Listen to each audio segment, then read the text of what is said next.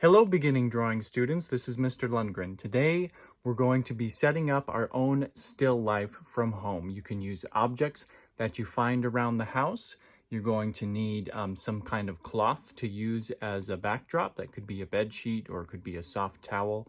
You're going to need some kind of small lamp or light, something other than the main light source of a room, since we need to have a controlled light source in order to be able to see the forms of the objects, including the light side, the highlights, and the shadow side.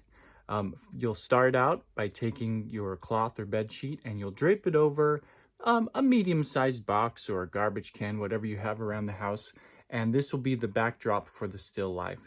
You can shape the cloth to create some nice folds. You can put them at an angle if you want to.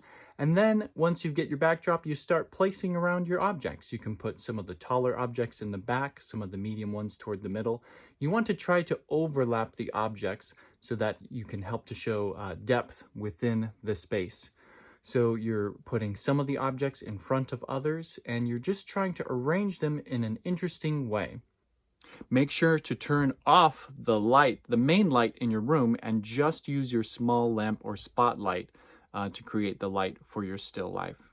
When you put the light in your still life, you want it to be coming from one of the sides. Don't make it come straight from the front because it sort of washes out all the shadows along the sides.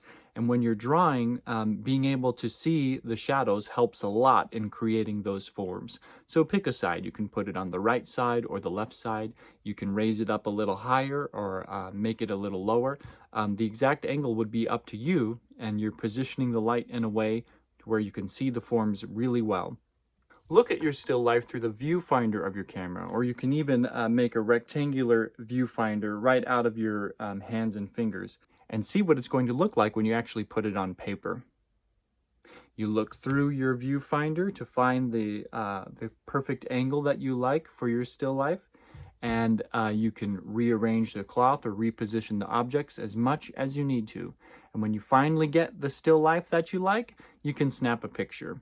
You can use the camera on your laptop, but if you have access to another camera that's a little nicer, for example, if somebody has a nicer phone camera that you can use in your house or your apartment, you may want to borrow that for this project, because the laptop cameras, they're all right, but it would be even nicer if you can get a different camera for this project.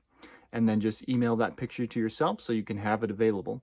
If you're coming to in-person learning, you'll be using the picture to do your still life drawing from.